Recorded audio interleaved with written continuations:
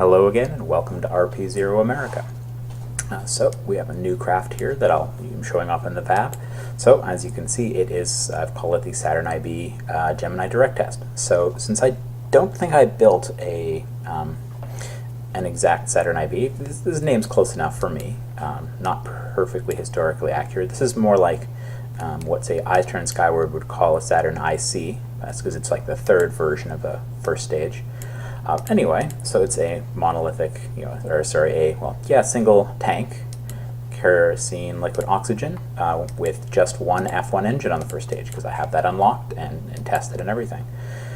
It's a bit shorter than the first stage on a Saturn 1 or a Saturn IB, in parts because the tankage, you get more of the volume of this is actually taken up with fuel rather than structure or just kind of empty space. So this is, for the most part, it's from a design that Schaub's built, which is awesome. Schaub's. Again, he never told me how to pronounce that. And it's it's a test for this, which is a very complex and beautiful craft that Schaub's made. So I've unlocked all the parts for this, I think. A glitch in just how KSP works will let me load it even if I don't have all the parts for some reason. But I had to pay for a whole bunch of new parts. Like this Saturn instrument unit cost as much as the vehicle alone.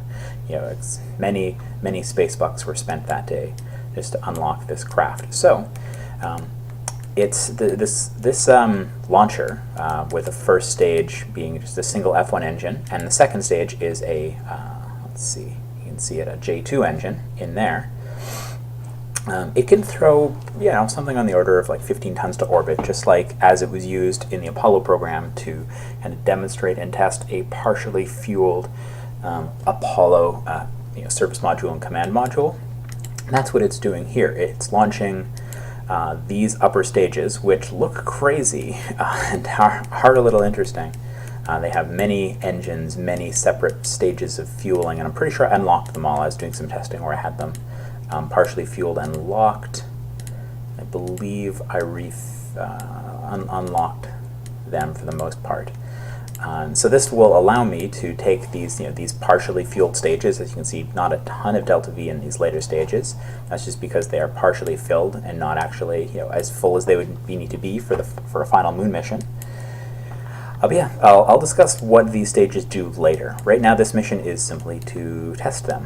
It's got a stage of an engine here. I can show it off here. So it's got this engine here. It has another large engine kind of in there that would be, historically was the lunar descent engine, so of the heaviest engine used on the moon. And then later on we have, I believe it's an Asterisk, which is, I think it's a European engine, which is the final engine in this craft, like other than there's RCS and things, but effectively, so I've removed there's another component of this spacecraft which I removed because it's not necessary for the testing, so it may not be crystal clear to you how these different stages will be used in the final balance, but you'll see that when we actually do some real testing with it. Alright, so I already set up one of these to build. So I'm going to go back out, and I checked the timing. It's one of the reasons why it's just a little difficult to schedule, make videos nicely for YouTube, is because I have ongoing missions. I need to kind of make sure the timing is good, and usually I wouldn't know that till now. Like, okay, so 70 days to construct that, and that's further over, that's closer in time than any of these other things. So let's say this was longer, then that would mean that instead of recording the video where I test this that I want to, or that I was thinking I was making, I'd have to do something about these instead. So, alright, so let's warp to the construction of this craft. So this is the first launch of this complex as in this ship with the launcher and the payload that I'm taking to low Earth orbit to test. So I'm not putting any people in it. So tell it to roll out. Looks like it needs a day to roll out. Alright, and now I'm going to wait. So I wasn't paying attention. I don't know if this is sunrise or sunset. Sunrise, okay. And so let's let the sun get a little bit up in the sky there. And I will make sure this is an empty spacecraft because this is the first time we're launching it. So The nice thing about, at this point it's of playing an RP-0 career, it might be a little confusing to you, like why I'm not doing nearly as many tests of new engines as I did earlier in the game, and part of that is because once the risks are so great, you're building such large engines like the J2 and the F1 engine, so much testing is done on the ground. In fact, the Americans would build, in testing, say the Saturn V, for example, they would build the entire stage, like let's say the first stage with 5 F1 engines, and they'd have a test stand where they could actually anchor that whole stage down to the ground and have a test stand where they could run the whole thing. They'd fill it up with fuel and run the whole burn time of the first stage as a test. So much time and money and expertise were expended on testing these engines and stages just on the ground that they were very reliable at this point, at the point in the space program where they're using a Saturn IB, a Saturn V. That's why the Saturn program, Saturn 1, Saturn IB, Saturn V have such phenomenal reliability. You look at missions where they were used and they just didn't have really any trouble. Any trouble they had was relatively minor, like a slightly early shutdown of an engine, say, but really nothing catastrophic, nothing that really impacted missions substantially. So this is the craft I'm going to be using for testing. Let's just pick a camera angle that I figure will be good enough. Hopefully I can just stick with it. Make sure I've got, so this, I've got a little overlay using this just because this looks okay to me, but it doesn't look quite as good in a recording. So let's ignite that first stage, F1 engine. All right, and it's up to thrust, as you can see from the effects. All right, so we have a relatively low thrust-to-weight ratio at liftoff, but I think that's pretty similar to the actual Saturn IB, which had 8 H1B engines on the first stage instead of an F1. So doing a craft like this kind of makes me a little anxious. It worries me just a little bit because if this engine were to fail, or the J2 were to fail, you lose the entire mission. Like even if, say, the second stage engine or the first stage engine, even if they were just to fail a few seconds before we wanted them to, or before they ran out of fuel, that could be absolutely catastrophic to a mission. So I'm always a bit anxious about any mission where you don't have it's called engine out capability. But I'm willing to use these craft for the purposes of this series, just to kind of complete this series of craft. But usually I would not want to build something with just one engine on a stage, even if it's a great, fairly reliable, fairly efficient engine like the F1.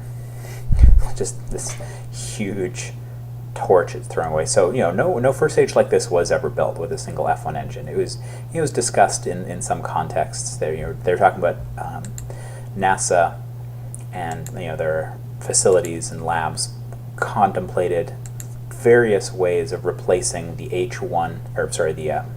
the set of H1B engines, the first stage of the Saturn vehicle, in a number of ways. One of them was potentially to do something like this, where they used an F1 engine. Oh, I'm approaching max dynamic pressure, so I'm having a little trouble. So let's just steer directly into that. As you can see, this number is still increasing, so we're still heading towards the period of most stress. One way to kind of to see that, so if you see what is our current, so even though it says sea level thrust, is actually paying attention to what our current thrust is. So this is how much the engine's actually putting out, and that's what we're actually experiencing. So I believe the difference of those are the drag force expressed as an acceleration, or a deceleration in this case. If there's no air, this number should show the same as that number. All right. So one way, was to have a first stage like this, where you could have an F1 engine or an uprated F1 engine, like an F1B engine, as your first stage. Another, which was very interesting, that I'll have to try to find a use for later, I've experimented with another time with, I think it's called an AJ260.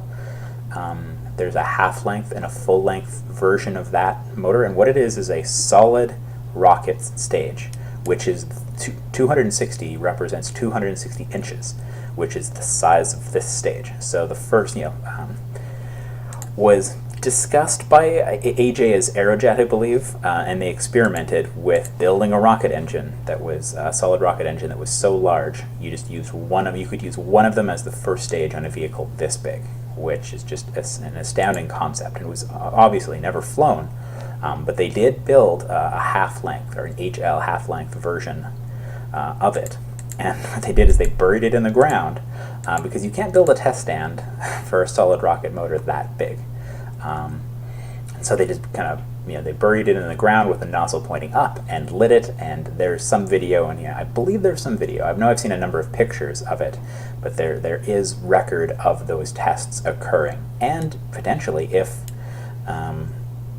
there are potential space missions which could have used those, that would have used those, if humans wanted to send substantial amounts of cargo to the moon or to Mars cheaply, they might have spent a little more money exploring those avenues. I have used them in my various realism overhaul playthroughs, those giant solid rocket motors. Oh my, I'm ending up a little higher than I wanted to. I've used those. I keep forgetting that the second stage of this is relatively light. There we go, so that gets thrown off. And those light to ullage this engine, and then I light this engine.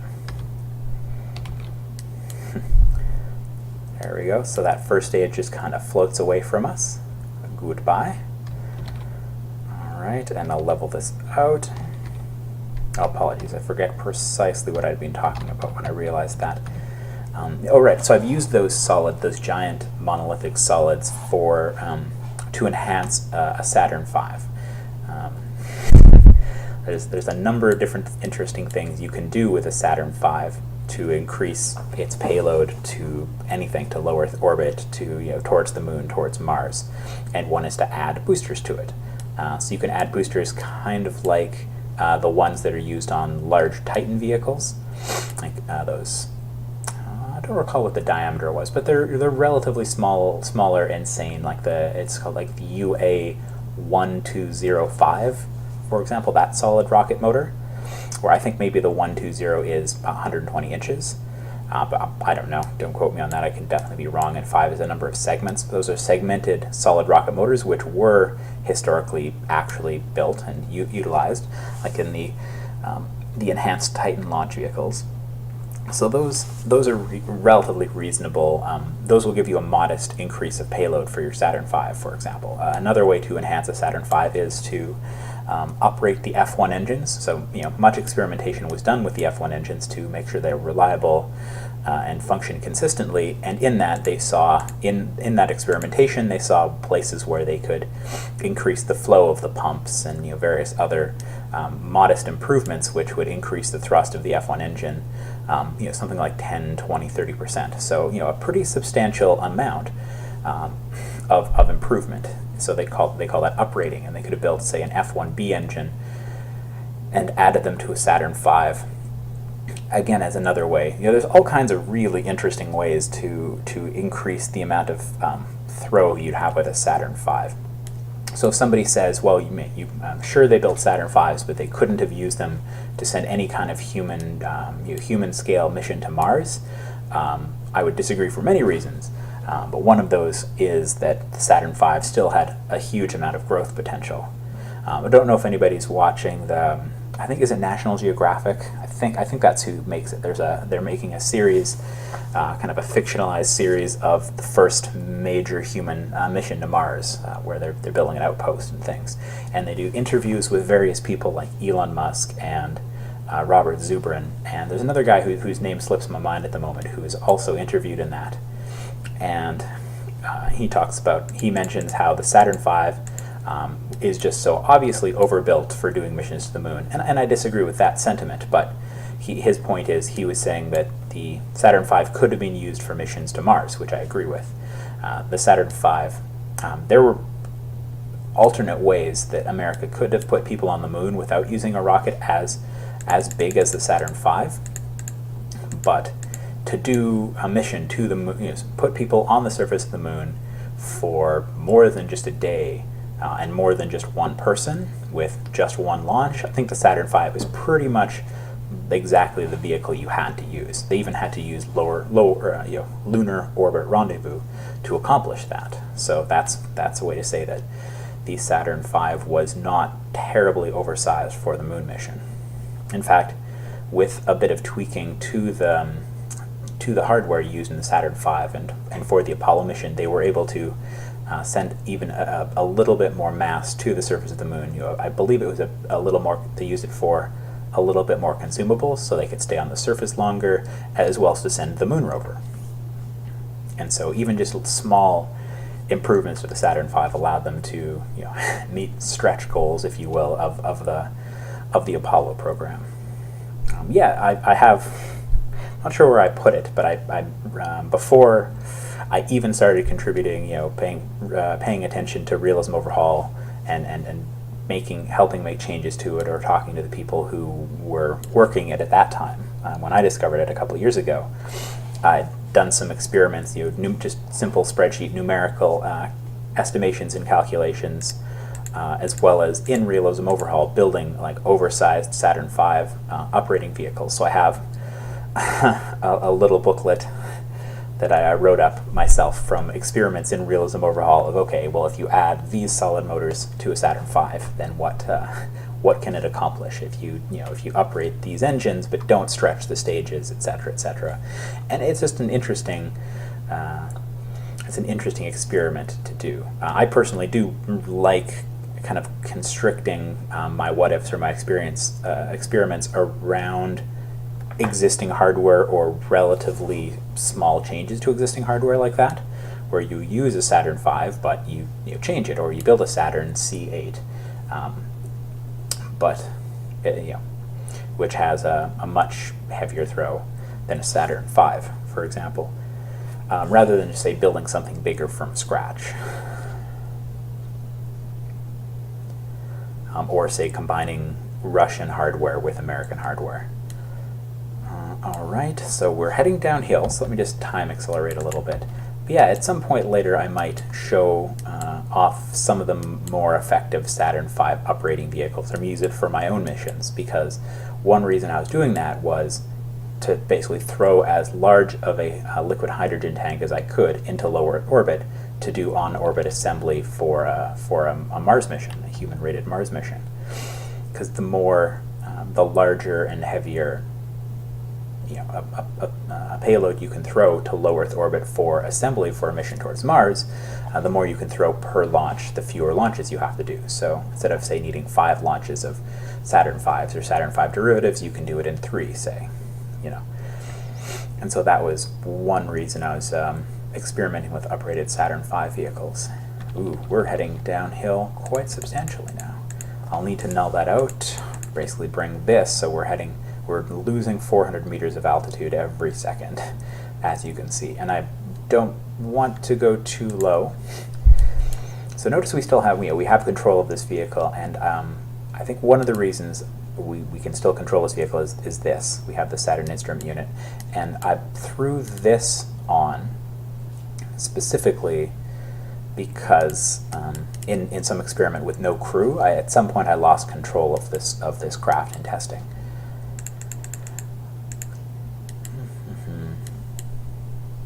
Let's just rotate one last time of the camera so we can see clouds and various things out that way. Alright, so we have 2 minutes of burn time remaining to get this to orbit. So this is historically, something relatively similar to this launch vehicle was used to test the Apollo command service module, which was used to kind of demonstrate that it had at least the same, at least some of the same capabilities as Gemini, so it could keep the crew comfortable, safe, alive, etc. In space, in low Earth orbit space, for at least 2 weeks. So they demonstrated that with a couple of test flights. They tested out the improved fuel cell, and which obviously produced more power than the Gemini one, and also the water that was output by that fuel cell was drinkable, so that which definitely cuts down on consumables, because kind of an output of your power production system can also be used as an input for your crew. And water, the water requirements of people, particularly in crafts like this, where they're not recycling their water like it's done on the ISS, where water is a once through, if you will. leaves the fuel cell and is either waste or used for people, and then once it enters people, it leaves them as waste. It is desiccated out of the air or stored as stored or thrown away as urine. All right, and let's just level this off, and we are approaching orbit. So we don't want to hit too high of an orbit because we still, even if we had issues with these engines, we'd still want to be able to deorbit. So that is one of the requirements of this. So there's many ways in which you could realistically design this mission profile.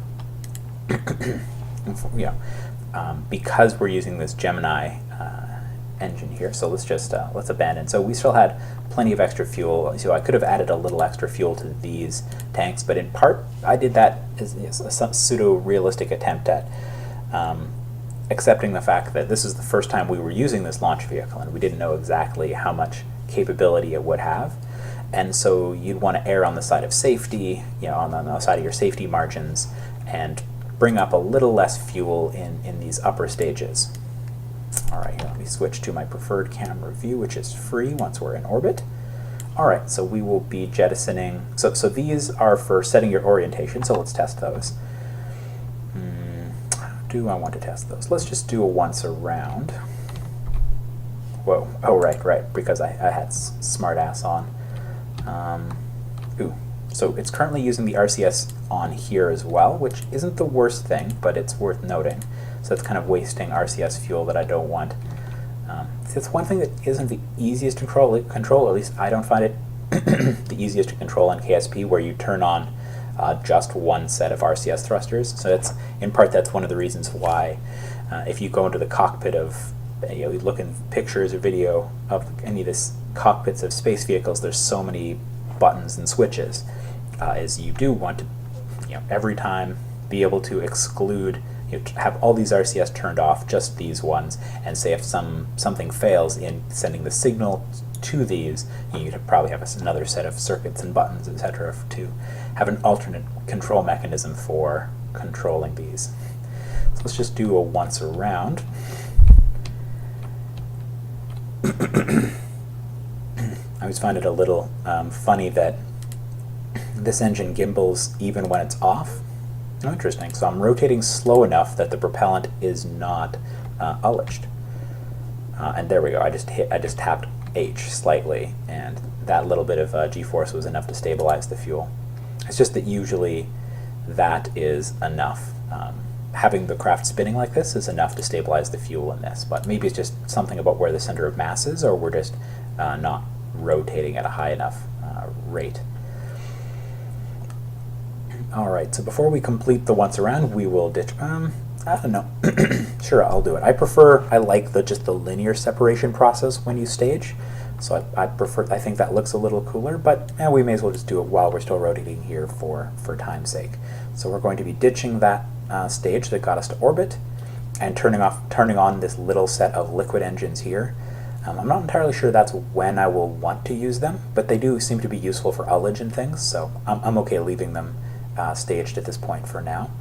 And I think it's a small pair of solids here for throwing those away. Oh, actually, as I've talked about it, we've come around enough for me to stop the rotation. Okay, so that is close enough to not moving, so let's just ditch that stage. You see we lost a substantial amount of mass because the dry tankage there is so heavy. All right, so this is our test craft in orbit. So this could also be tested in my program to ensure that it can keep two people alive, but because it's so similar to Gemini, other than that it does have a little bit more fuel cell ability. And let's pop this off. I should probably decrease how much that couples. I set that to be higher because of weird issues that it had many versions of KSP ago. I increased how much that is forced off. Sorry, so that's probably no longer necessary.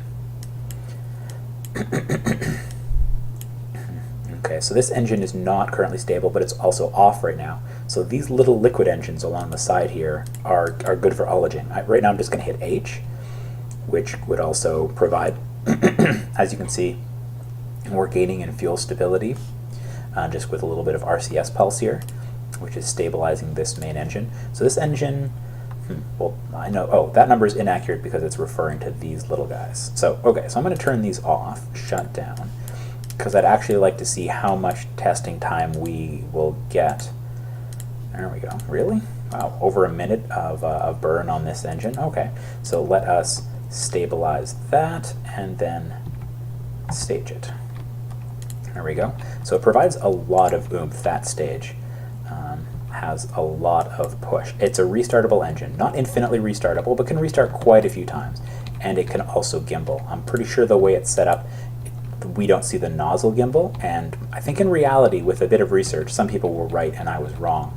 I don't think in history this nozzle actually gimbaled. They kind of changed something inside inside of the nozzle, like in move the combustion chamber relative to the nozzle or something like that, as their way of providing thrust gimbaling. But this can provide gimbaling, which just in terms of usage means you don't also have to be using RCS to change your position, rotation, etc.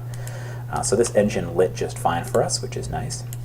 So not every engine we're using here is in test flight, unfortunately. Just the lunar module descent engine, dash H. I think that's for the Saturn V H class missions, which I think were the more mild lunar landing missions. Like the first set of them were H class, and I think the later ones were called J class, which had the lunar rover. But anyway, not every engine in this has a configuration. So yeah, if somebody wants to do a little of the research, they can figure out the precise reliability of these parts. Really, because they were so high, for a crewed mission to the moon, this engine was actually used by Apollo to slow them from flyby, or mostly a flyby, break into lunar orbit, and then send them home. So this engine could not fail, right? So it was made to be so reliable and have multiple redundant valve systems, etc., that it was built in such a way as to not fail. So for a little more realistic realism overhaul or RP-0 play, in theory, it would be nice to not have the engines, to have a bit of quote-unquote game balance, because that's the way this engine was used in history, and so that's the numbers we can actually pull from. In your space program, you may not spend as much money developing this engine, so you could potentially have a cheaper version of this engine available, which is less reliable at start, and you might even have a lower peak reliability, etc. But realistically, striking that game balance of the right pricing and the right amount of usage to get it more reliable is really challenging, and none of us, none of the realism overhaul people, have thought that it was worth it to kind of make that artificial data. And because that kind of game balancing would be artificial, it wouldn't necessarily really even belong in realism overhaul.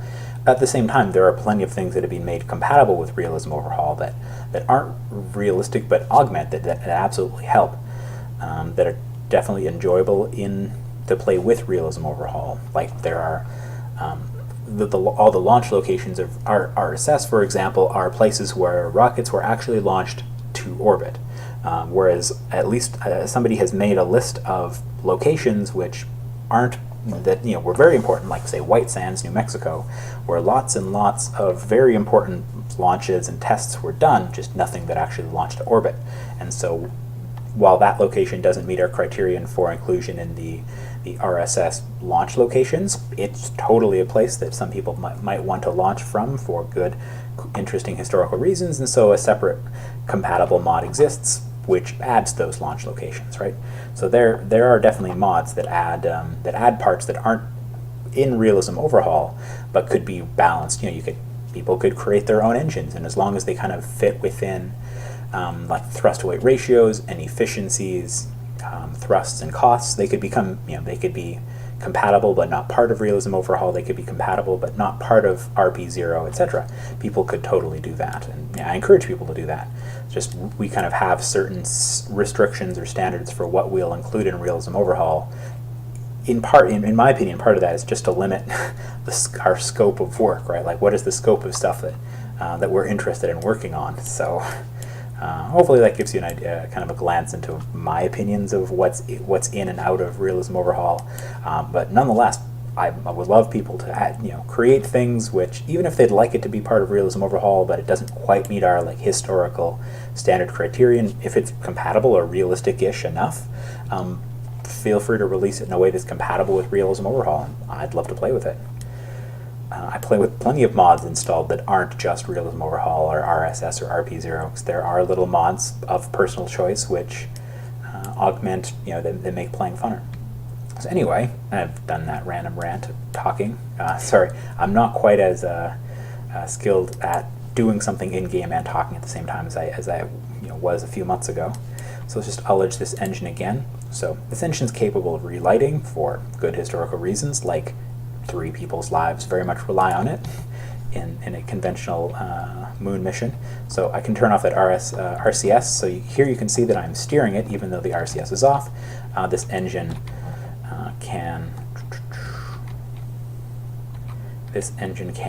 move point its thrust around.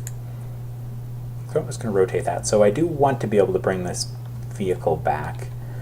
In this mission profile of mine, I'm not going to give it a high apogee for testing higher energy reentries. I might do that in some other tests, or I might do that not in a recording, but ultimately that's effectively something you would want to do with your craft before you send it to the moon as well, was to actually do a physical test of, say, return from a medium or high Earth orbit to demonstrate that your heat shield could actually survive that.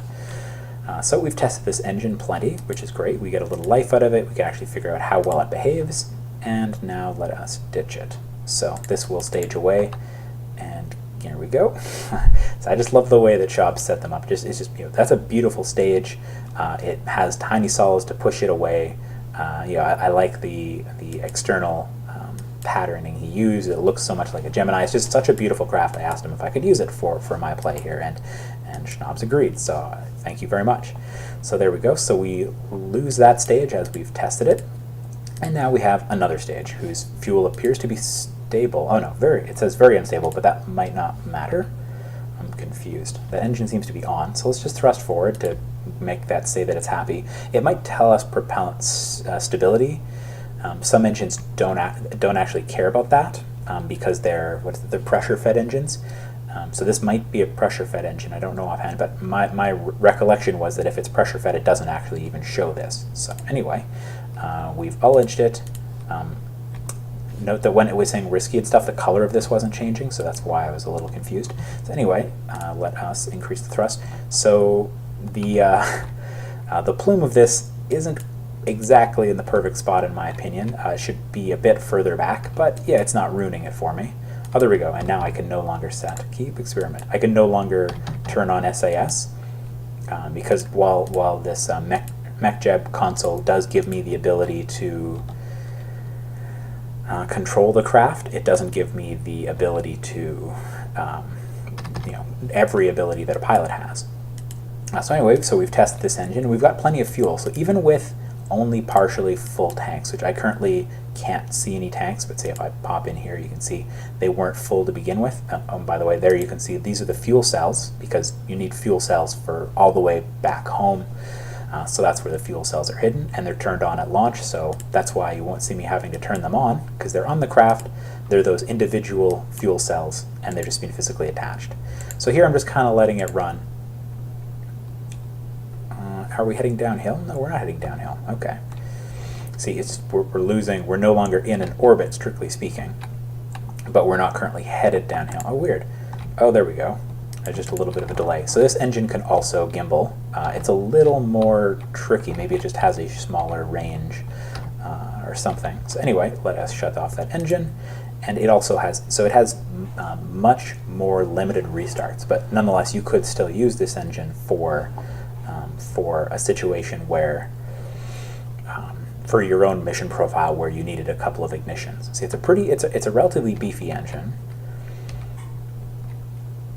Well, yeah, I guess it's all relative. I mean, it's only under 50 kilonewtons, but for its purposes where it's going to be used in the vicinity of the moon and the moon's surface, it's delivering a pretty good g-force worth of acceleration with a craft like this.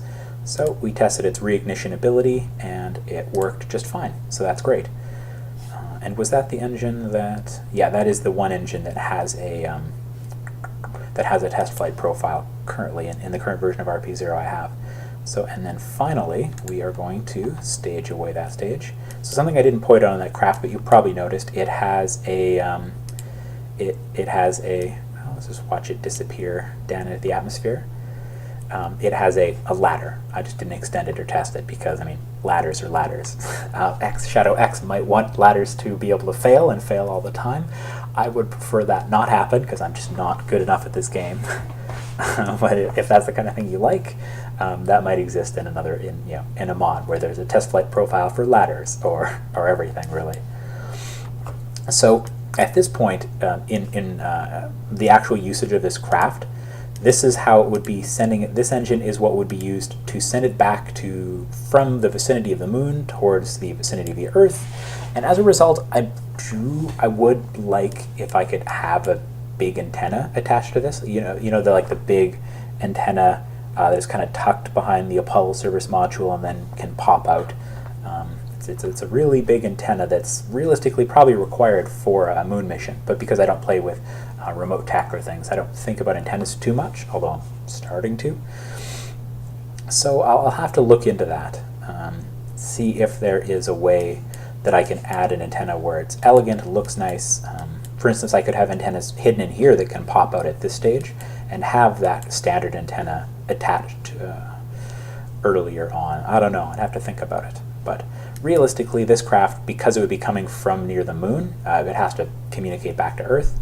It probably should have some kind of sizable antenna. Maybe I'll just add the bigger antenna to this, even because maybe that could be big enough to boost it. Or maybe if I put 4 of them on here, kind of one around each side of it, that'd be enough of a big antenna to reach back to Earth. But anyway, so yeah, this craft, it's weird. It's not sure why it's because there's no people inside. That might be why it's not showing information.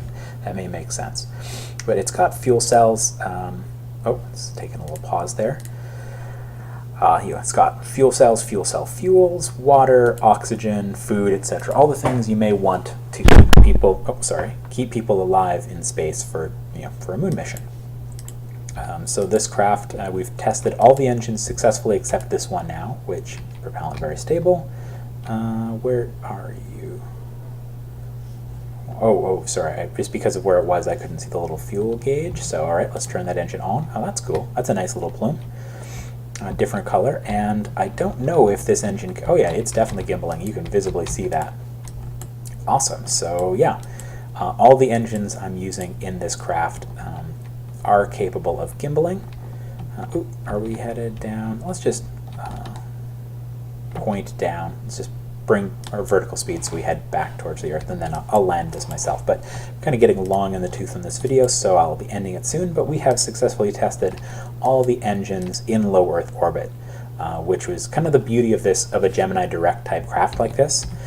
Because if you just partially fill your fuel tanks, you're able to really test the whole complex, just not to their full rated burn times in low Earth orbit, which realistically I don't think was, they did lots of tests with Apollo and LEM hardware in low Earth orbit. I don't know if they tested it all to the full burn lengths, but they can kind of test it, gather data, confirm that the engines do behave as expected, staging behaves as expected, which is really the one huge reason why I still do full up tests if I can in low Earth orbit, or in simulations where I do a full test, because you never know if you set up the staging right or you forgot some silly little thing. So it all stages nice and beautifully and elegantly, and everything operates really nicely, because for the most part, because the shop's built most of it. So thanks again.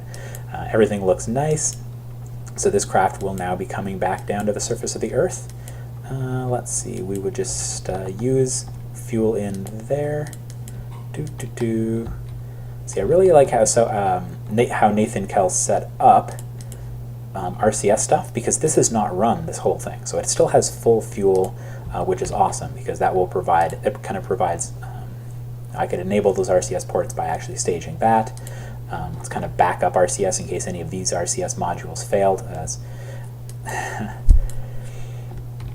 So this RCS won't actually get used until we kind of enter terminal re-entry and we have no other RCS modules available. Or say if we somehow used up all the fuel in this, then in that we'd still have the ability to control, to use RCS to control the craft. So It's a very nice craft. Just bringing it into an orientation for re-entry. Alright, oh right, I can't lock it. Alright, and then we will just confirm that that service module pops away nicely. It doesn't kind of push itself away, but that's okay. I usually just cheat time warp a little bit. Right now they could be physically scraping a little bit, as in, well, obviously they're clipping a little bit, but they could potentially caption each other right now. Often I'll just simply cheat by using time warp, which just actually would allow them to go right through each other without interacting. But yeah, so everything was nice and successful. If we'd had a crew in here, they would not have died. And because this is just a conventional, uprated Gemini capsule with superior heat shield and everything. Oh yeah, this wasn't on by default, but there's no people in there anyway. This craft would be able to survive everything that it did. So I think that's enough for this mission. I think that's sufficient. In the future now, we will probably want to do, I'll probably do some videos of those other missions that you could see in, not in here, in Alarm Clock. Yeah, I still have these things to do. And the next crewed mission, or large mission like this one, will be with a Saturn V. So I think I still have a little bit of tech to wait for, but I'm not sure. I'll have to double check. Maybe I don't. But I will be testing like a whole Saturn V with that, with the thing we just tested today, except sending it towards the moon, so we can confirm without a crew that we can send it towards the moon, kind of carry out many of its capabilities, and return the capsule safely to Earth, and then we'll start testing with people. You can imagine that I would do a mission just exactly like what I just did, except with a crew.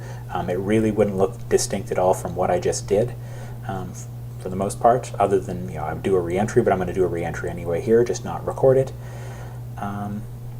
Oh yeah, the next major mission will be with a Saturn V, which is exciting, because we'll have all the hardware in place to carry out a Saturn V Gemini Direct, which is what I intend to use to place humans on the moon and return them safely to Earth.